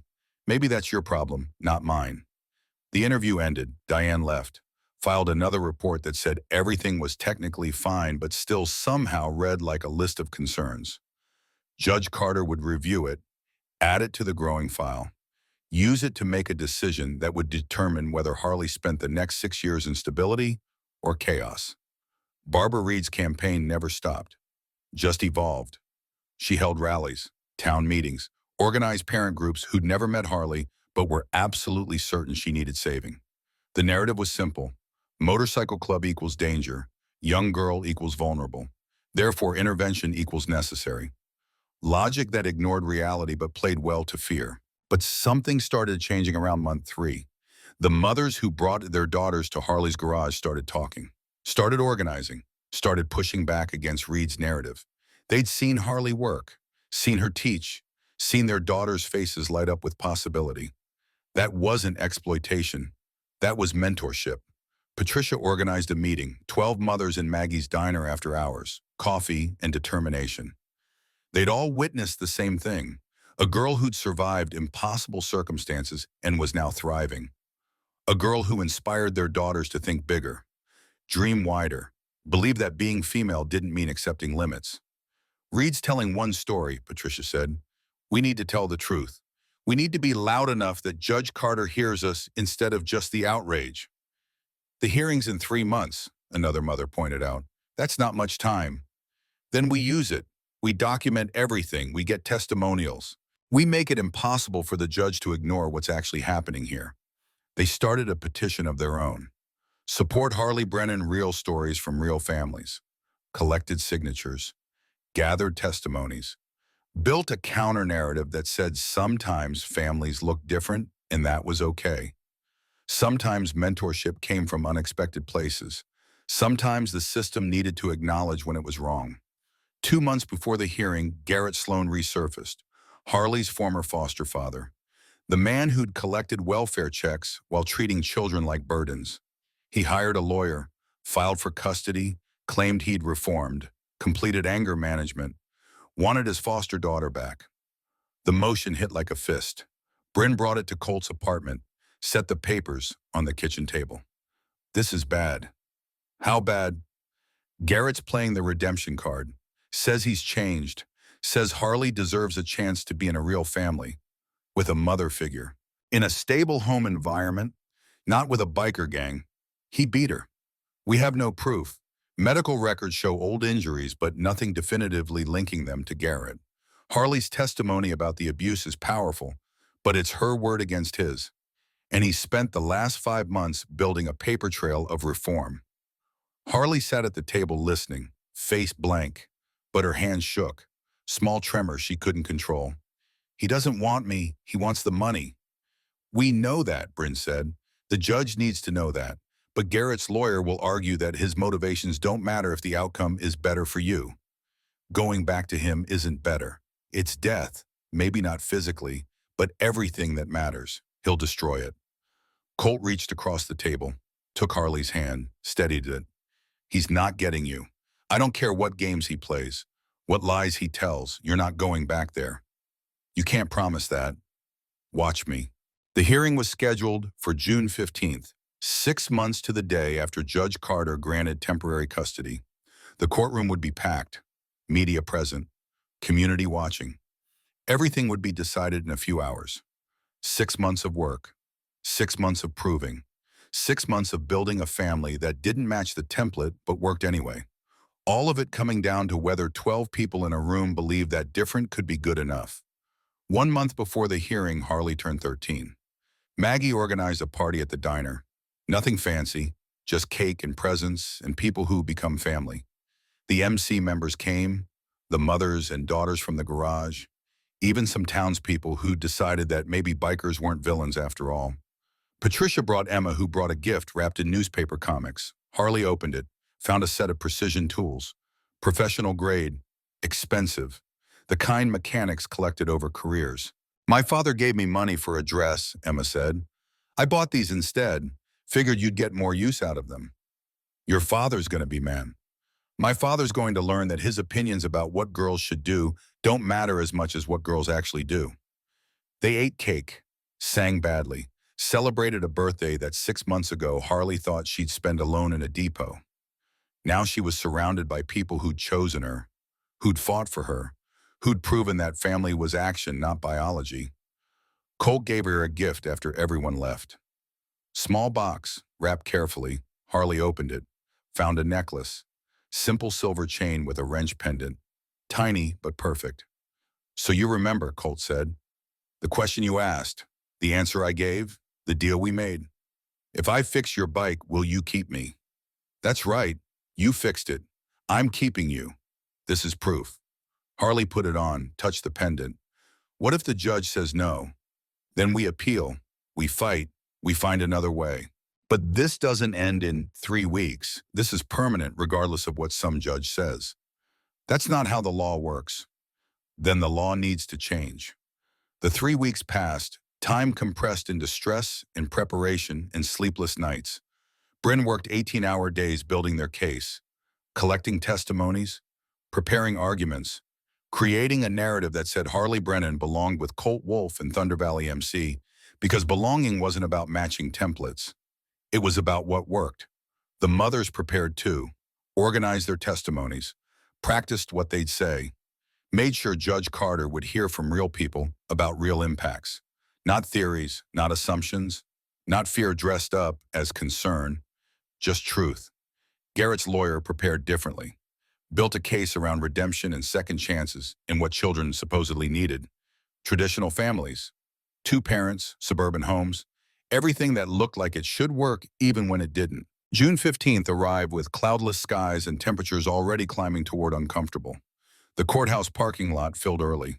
News vans, reporters, people who'd decided this story mattered enough to witness its conclusion. Colt rode up on his Harley with Harley pressed against his back. Same way they'd ridden that first night. Same way they'd ridden every day since. They walked into the courthouse together. Harley wore new clothes, bought with money she'd earned. Dark jeans, white shirt, the wrench necklace visible against her collar. She looked like someone who'd survived, who'd fought, who'd earned the right to choose her own family. The courtroom was packed. Standing room only. Judge Carter took the bench looking stern and tired, like she'd rather be anywhere else but knew this job required her presence. She reviewed the case file, set it down, looked at both sides. This is unusual, Judge Carter began.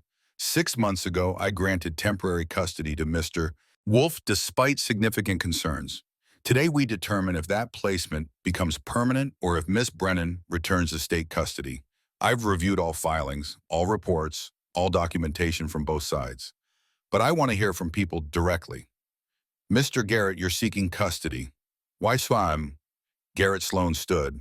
He'd cleaned up for court, wore a suit that didn't quite fit, looked like someone playing the part of reformed man. Your Honor, I made mistakes. I admit that. But I've changed. Completed anger management. Started therapy. Got my life together. Harley deserves a real family, not a motorcycle club. She deserves a mother figure, a stable home, everything I can provide now that I couldn't before. You were her foster parent. She ran from your care. Why should she return? Because people change. Because I learned from my failures. Because she needs what I can give her. Structure, discipline, a proper environment for a young girl. Judge Carter made notes, looked at Colt. Mr. Wolf, you've had 6 months. Make your case. Colt stood. He wasn't comfortable with speeches, with formal settings, with saying things that mattered in front of crowds. But he'd learned that discomfort didn't excuse silence. Your Honor, 6 months ago, Harley asked me to keep her if she fixed my bike. She fixed it. I'm keeping her. That's the simple version. The complicated version is that she's thrived here, built a business, taught dozens of girls mechanical skills, earned money, contributed to her community. She's not being saved. She's saving herself. I'm just providing space for that to happen. Space in a motorcycle club, with adult men, no female presence beyond Ms. Sutton's occasional involvement. Maggie's there daily, but you're right, it's not traditional. But traditional failed Harley. Traditional put her with Garrett. Traditional left her in a depot for 3 weeks. Sometimes traditional is just another word for repeating the same failures. Garrett's lawyer stood, interrupted. Your Honor, Mr. Wolf is a single man with a criminal record living in a motorcycle club. That's not an appropriate environment for a 13-year-old girl, regardless of how well she's adapted. Children adapt to survive. That doesn't mean the adaptation is healthy. Ms. Holloway, Judge Carter looked at Bryn. Bryn stood. Your Honor, we have witnesses, real people who've seen Harley's transformation, who've watched her thrive, who've seen their own children inspired by her example. We'd like to call them. Proceed. What happened next was the mother's twist, the counter-narrative that Barbara Reed never saw coming. Patricia took the stand first, testified about Emma, about a daughter who'd been told engineering wasn't for girls, who'd watched Harley rebuild an engine and suddenly believed she could do anything. My daughter wants to go to MIT now. She wants to study mechanical engineering. She has goals she never had before. Because she met Harley. Because she saw what's possible when we stop telling girls what they can't do. Another mother followed. Then another. 12 women total, each with the same story. Daughters inspired, lives changed, beliefs challenged. They had brought their daughters to watch a girl work with tools. Those daughters now believed they could do the same. That wasn't exploitation. That was transformation. The courtroom shifted. You could feel it, the narrative changing. Reed looked furious. Garrett looked confused. Judge Carter looked thoughtful. Diane Hutchins testified next. For the state, she described her monthly visits, listed technical compliance, then added something unexpected. I've conducted hundreds of home visits in my career. Most foster placements check boxes. They're adequate. They meet minimum standards. This placement exceeds them. Miss Brennan is healthy, educated, thriving. My personal concerns about the environment don't override the evidence of positive outcomes. Even Diane was breaking ranks, choosing truth over narrative. Then came the surprise witness. Judge Carter called a name Colt didn't recognize. Marianne Porter. A woman in her 50s walked to the stand, dark hair going gray, kind face weathered by life. She looked at Harley with recognition, with grief, with something that looked like relief. Ms. Porter, Judge Carter said, what's your relationship to Miss Brennan? I was her mother's best friend. Jessica and I grew up together. I watched Harley being born, tried to help when Jessica's addiction got bad, tried to convince her to get treatment, failed. Why are you here today? Marianne's eyes filled. Because Jessica made me promise something before she died. She knew she was losing the battle with drugs, knew Harley would end up in the system, made me swear that if I ever got the chance, I'd make sure Harley ended up somewhere safe, somewhere that saw her for who she was, not what she'd survived. And you believe Mr. Wolf's home is that place? I know it is. I've been watching, quietly, from a distance. Saw Harley at the depot. Saw her get picked up by bikers and thought, that's it, she's gone. Then I saw her open a garage, saw her teach girls, saw her smile for the first time since her mother died. Jessica would want her daughter with people who see her strength, who respect her intelligence, who let her be more than a victim. That's what Mr. Wolf has given her. The testimony hit like thunder.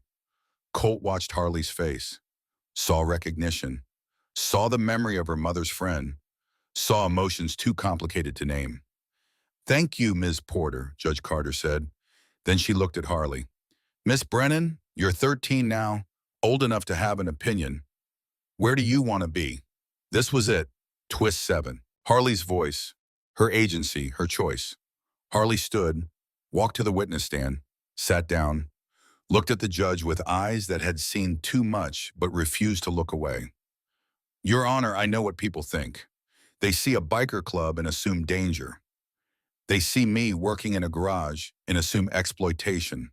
They see something that doesn't match their idea of family and assume it's wrong. Is it wrong, y'all? No, ma'am, it is different. But different isn't wrong. Colt didn't save me. He gave me space to save myself. He gave me tools and trust and the belief that I could be more than my circumstances. That's what good parents do. They don't rescue, they empower. You're 13, you're working, earning money, taking on adult responsibilities. Yes, ma'am, because I'm capable of it, because it gives me purpose, because being useful means being valued. I learned that surviving. I don't want to stop being useful just because it makes people uncomfortable. What about school friends, normal teenage experiences? I'm doing online school. I have friends, girls who come to the garage. I'm teaching them what I know. That feels more normal than sitting in a classroom where everyone would stare at the girl who lived with bikers. I'm having teenage experiences, just not the ones you expect. Judge Carter leaned forward. If I send you back to state custody, what happens? I run, I disappear, I survive on my own until I'm 18, and the system can't touch me anymore. Because going back means accepting that different equals wrong, that families have to look a certain way, that I have to be a victim someone saves instead of a person who's already saving herself. And if I grant permanent custody to Mr. Wolf, then I keep building, keep teaching, keep proving that families are made by choice and commitment, not biology and paperwork. I get to have a future instead of just survival. The courtroom was silent. You could hear breathing, heartbeats, the particular tension that comes before decisions that change lives. Judge Carter wrote something, set down her pen. I'm going to take a recess, 30 minutes, then I'll deliver my ruling. Everyone stood, filed out. Colt and Harley sat on a bench in the hallway. Neither spoke, just sat together processing 6 months compressed into 3 hours of testimony. Maggie appeared with coffee. You both did good. We don't know that yet, Colt said. I know, I've been watching that judge's face. She's not buying Garrett's act, and she's not blind to what's actually happening here. Hope you're right. I'm always right. Ask anyone. The 30 minutes stretched like hours. Then the bailiff called them back. Everyone filed in. Judge Carter took the bench, shuffled papers, made them wait, made the tension build until it felt like the room might explode. I've made my decision, Judge Carter said. This case challenged my assumptions, forced me to examine what family means, what's best for a child, whether the system serves children or just serves itself. She looked at Garrett. Mr. Sloan, I don't believe you've changed. I believe you've learned to perform change for an audience. Your history with Miss Brennan is documented despite your efforts to erase it. Your motivation for seeking custody is transparent. You're not getting her back. Garrett's face went red. His lawyer whispered something. He stayed seated. Judge Carter turned to Colt. Mr. Wolf, 6 months ago I had serious concerns. A single man, motorcycle club, criminal record, everything that usually indicates an inappropriate placement. But the evidence contradicts my assumptions. Miss Brennan is healthy, educated, thriving, building skills and teaching others, contributing to her community. That's not exploitation. That's good parenting. Colt's heart hammered. Harley gripped his hand. However, Judge Carter continued, this placement remains unconventional, requires continued oversight. Therefore, here's my ruling. Permanent custody granted to Colt Wolf with the following conditions. Continued involvement of Magnolia Sutton as female guardian and godmother. Quarterly check-ins with CPS for the next 2 years. Continued education and psychological support. Miss Brennan's work in the garage continues only with proper safety protocols in reasonable hours. Understood. Yes, Your Honor, Colt and Bryn said simultaneously. Miss Brennan, this is permanent unless you decide otherwise. If at any point you feel unsafe or want a change, you have the right to petition this court. Clear. Clear, Your Honor. Harley's voice shook. Then we're done. Permanent custody granted. Miss Brennan, congratulations on your new family. The gavel came down. Final. Complete. Permanent. The courtroom erupted. Not chaos, just release. 6 months of tension breaking. The mothers applauded. The MC members stood. Even some reporters looked pleased. Stories with happy endings sold better than tragedies. Harley turned to Colt, tears streaming. Permanent, permanent. Really, really. She collapsed into him, sobbing, not sad crying, relief crying, the kind that comes when you have been holding your breath for 6 months and finally remember how to breathe. Colt held her, let her cry, let himself cry, let the courtroom see that bikers felt things too. Barbara Reed stood and walked out. defeated, silent. Sometimes crusades ended not with validation, but with being proven wrong. Garrett followed, face twisted with rage. His lawyer tried to calm him. Didn't work. They disappeared into the hallway. Out of Harley's life, permanently. Maggie appeared with a box of tissues. Told you I'm always right. They filed out of the courthouse into Arizona sunshine. Cameras waited. Questions shouted. Colt ignored them. Just walked to his bike with Harley beside him. Got on. Started the engine. Let it roar. Let everyone know they were leaving. Together. Family. Permanent. They rode back to the clubhouse. The whole MC followed. A convoy of celebration. Engines echoing off buildings, announcing victory, announcing that sometimes the system got it right, sometimes different won. Sometimes families that didn't match templates were exactly what children needed. The party lasted into the night. Food, drinks, music. Celebration of something that should have been simple but required fighting to achieve. Harley moved through the crowd accepting congratulations, looking slightly overwhelmed, looking happy, looking like someone who'd finally stopped running. 3 months passed. Harley's garage expanded officially. Business license, proper insurance, became a legitimate operation. The girls who came to learn became regular students. Harley taught classes, basic mechanics, advanced diagnostics, how to not be intimidated by tools or assumptions or people who said girls couldn't. Emma brought 5 friends. Those 5 brought more. By September 20, girls were rotating through the garage learning skills they'd never imagined possessing. Their mothers stayed, watched. Some started learning too. Turned out mechanical knowledge didn't have an age limit either. 6 months after the hearing, Harley enrolled in actual school, Copper Falls Middle School. The board that had rejected her before couldn't reject her now. Too much public support, too much proof she wasn't a threat. Just a kid who happened to live with bikers and fix motorcycles. The first day was rough. Stares, whispers, the reputation that preceded her. But Emma sat beside her in class. Other girls from the garage surrounded her at lunch, built a wall of acceptance that isolated the fear and ignorance. By October, Harley was just another student, exceptional at math and science, struggled with English, terrible at history, normal. Except she went home to a clubhouse instead of a house. Except her father wore leather and rode a Harley. Except she spent weekends teaching other girls how to rebuild carburetors. Normal was always relative anyway. 3 years passed like they do, fast and slow simultaneously. Days that dragged and years that flew. Harley grew, physically, emotionally, into someone who knew who she was and didn't apologize for it. At 16, she became the youngest ASE-certified mechanic in Arizona, passed 8 tests, earned credentials that made her more qualified than people who'd been working on cars for decades. Harley's garage stopped being a garage at a clubhouse and became an institution, a place where girls learned not just to fix things, but to believe in themselves. The Girls Who Wrench program expanded. What started as informal teaching became a structured curriculum.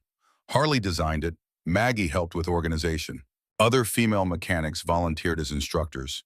They taught hundreds of girls across 8 states, showed them that competence mattered more than gender, that skills opened doors, that asking, if I fix your bike, will you keep me, could change everything. Thunder Valley MC's reputation transformed completely. They weren't dangerous anymore. They were the club that took in a homeless girl and gave her a future. The club that taught girls mechanics. The club that proved families could look different and still work. Tour groups sometimes rode past the clubhouse, pointed it out, told the story, made legends from truth. Barbara Reed never apologized, just quietly left politics, moved to Nevada. Disappeared from the narrative she tried to control. Some people couldn't admit when they were wrong. That was okay. The truth didn't need their validation. Garrett Sloan ended up in prison. Fraud, welfare abuse, multiple counts of child endangerment from other foster placements. Turns out, Harley hadn't been his only victim, just his most vocal. The system investigated, found patterns, shut down his ability to hurt more children. Justice came late, but it came. Harley's 16th birthday brought unexpected recognition. TEDx invited her to speak, title, "The Wrench That Saved Me, How Fixing Engines Fixed My Life." She almost said no. Public speaking terrified her, but Colt reminded her that being scared didn't excuse silence, that her story might help other kids survive their own storms. She spoke to 500 people in Phoenix, told her story, the depot, the bikers, the fight for permanence, the discovery that families were built by choice, that asking for help wasn't weakness, that being useful meant being valued, but being valued should never require being useful. The speech went viral. 2 million views in a week, comments from foster kids, from runaways, from people who saw themselves in her story, from mothers who wanted their daughters to believe they could do anything, from men who realized protecting didn't mean limiting. Publishing offers came. Harley co-wrote a memoir with Colt, called it The Wrench in the Road: How a Broken Bike Led to an Unbroken Family. Proceeds funded expansion of Girls Who Wrench, funded scholarships for foster kids pursuing mechanical trades, funded change. The Copper Falls Depot was renovated, converted into Harley's Place, a shelter for homeless youth, run by Mary Ann Porter, who'd kept her promise to Jessica, who'd watch from a distance until she could watch up close. 20 beds, full kitchen, counseling service, job training, a place where runaway kids could find safety without conditions, where asking, "Will you keep me?" got answered with "as long as you need." 3 years after permanent custody, Harley stood in the garage working on a custom build, a '69 Mustang, complete restoration. The kind of project that took months and precision and the willingness to make every detail perfect. She was under the hood when she heard the knock. Not on the bay door, on the office door, the one people used when they weren't bringing vehicles, when they were bringing questions or problems or themselves. Harley wiped her hands on a rag, walked to the door, opened it. A kid stood there, maybe 12, hard to tell gender beneath baggy clothes and dirt, dark hair, hollow eyes. The look of someone who had been surviving too long without living. "Can I help you?" Harley asked. The kid stared at her, at the garage, at the bikes and tools and evidence of purpose, gathered courage from somewhere deep, asked the question that changed it everything. "I heard you help people. I can fix things. Cars, bikes, whatever. If I fix something for you, will you keep me?" Harley's breath caught. Time folded. She was 12 again, standing in a depot asking the same question, getting an answer that rewrote her future. Now she stood on the other side, the one who could answer, the one who could change a story. She looked at the kid, saw herself, saw every runaway who'd learned that being useful was the only currency that mattered, saw the desperate hope mixed with certain expectation of rejection, saw what happened when the world failed children and they learned to stop expecting rescue. Behind her, Colt appeared. He'd heard the knock, heard the question, recognized its weight. He stood beside Harley, didn't speak, just waited. This was her answer to give. Harley smiled, small but real. "Let's see what you can fix. But first, are you hungry?" The kid nodded, suspicious and hopeful, confused about which emotion to trust. "Come on then, food first, then we talk about keeping. Then we figure out what happens next. Sound good? You're not going to call someone CPS police. Not unless you want me to. This is your choice. You walked in asking for help. We don't turn that into a trap. We just help. That's what family does."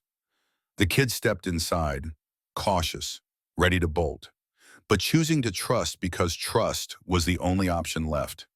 Harley closed the door behind them, looked at Colt, saw the pride in his eyes, saw the recognition of the cycle completing. The rescued becoming the rescuer. They walked to Maggie's diner, 3 of them. The girl who'd been saved, the man who'd done the saving, the kid who needed saving now.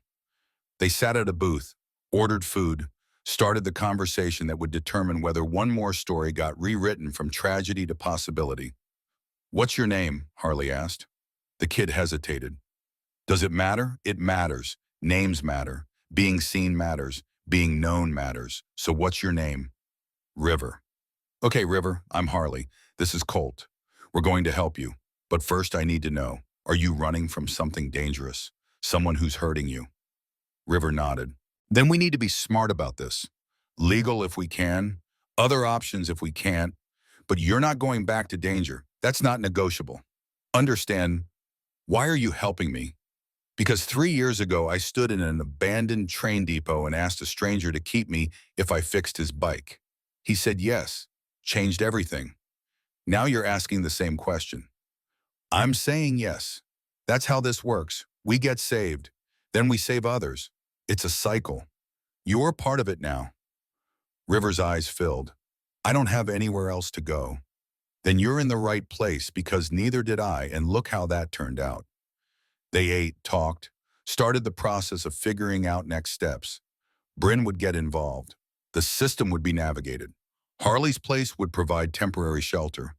Colt would probably seek another custody arrangement. The pattern would repeat because the need never stopped, and neither did the people willing to meet it. Outside, the Arizona sun climbed toward noon. The sky stretched endless and blue. Motorcycles lined the street outside the diner. Thunder Valley MC meeting for lunch. Brothers gathering because that's what brothers did. Supporting each other, supporting the family they'd built, supporting the girl who changed everything by asking one impossible question. Harley looked at River, saw the fear and hope, saw the calculation of whether to trust, saw herself 3 years ago, saw every kid who'd ever been failed by systems designed to protect them, saw the particular weight of surviving alone and wondering if it would ever end. You're going to be okay, Harley said. It's not going to be easy. It's not going to be fast. But you're going to be okay. Because you found people who care more about what you can become than what you've survived. And that changes everything. Promise. I promise I'm going to try. That's all anyone can guarantee. But I'll try until I can't try anymore. That good enough, River nodded, not believing, not yet, but willing to hope.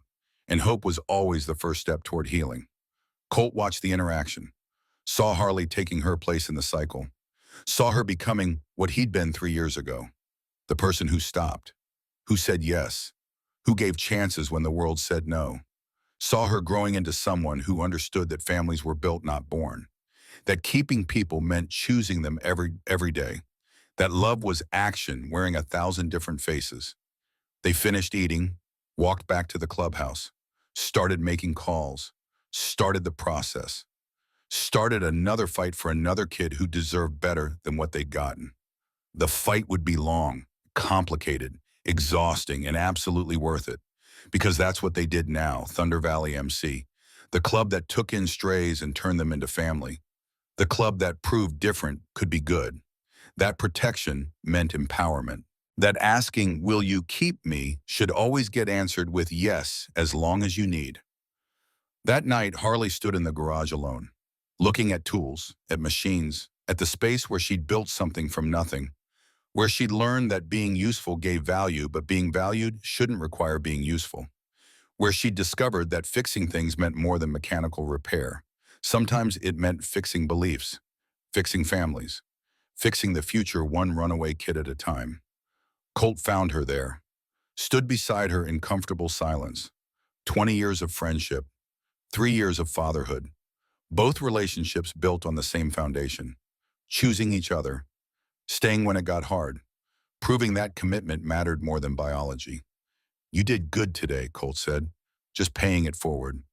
It's more than that. You're building something, legacy, impact, future. We're building it. This doesn't work without you, without Maggie, without everyone who chose to help instead of judge. Still, you're the one who makes it real, the one who shows other kids what's possible. Harley touched the wrench pendant she still wore. 3 years and she'd never taken it off. You know what I think about sometimes? What? What would have happened if you'd driven past that depot? If you'd decided I wasn't your problem? If you'd chosen easy over right? I didn't, though. But you could have. Most people would have. But you stopped. You said yes. You changed everything. Colt looked at the girl who wasn't a girl anymore.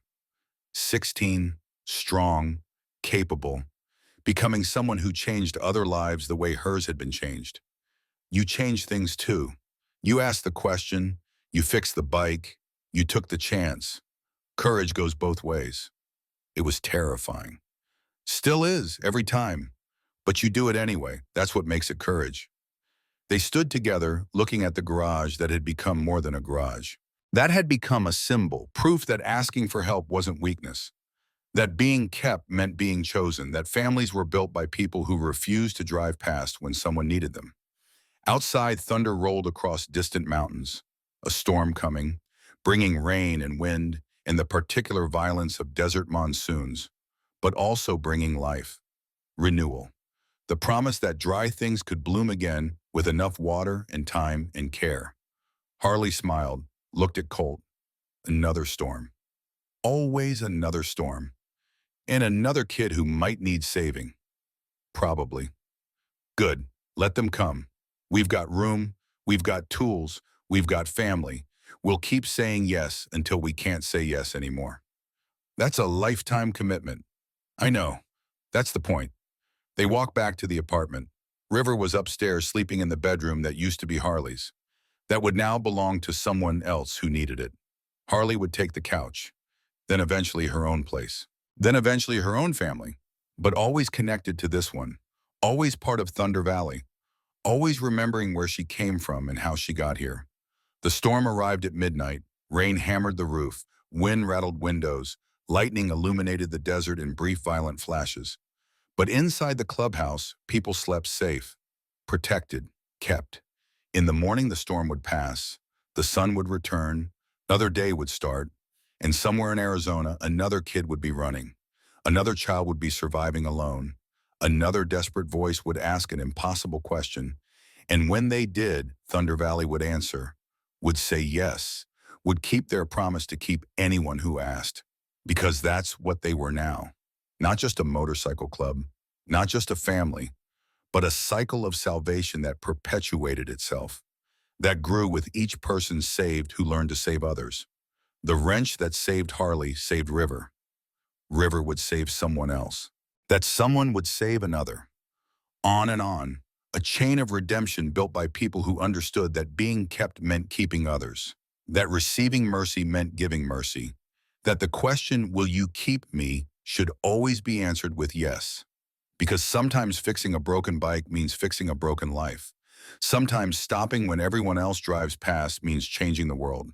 Sometimes families are built by strangers who become brothers and sisters and parents and children through choice and commitment, and the stubborn refusal to let anyone disappear into darkness alone. Sometimes the smallest question carries the biggest answer. Sometimes a 12-year-old girl with a wrench saves more than engines. Sometimes saying yes to one person creates ripples that reach millions. And sometimes when the storm comes and the machines break and hope seems impossible, an angel appears wearing leather and riding thunder. And everything changes, permanently. The story ends where it began, with a question, with a storm, with a motorcycle and a chance, and a choice that rewrites futures. But really, the story never ends. It just repeats, different faces, same question, same answer. If I fix your bike, will you keep me? Yes, always, forever. Family.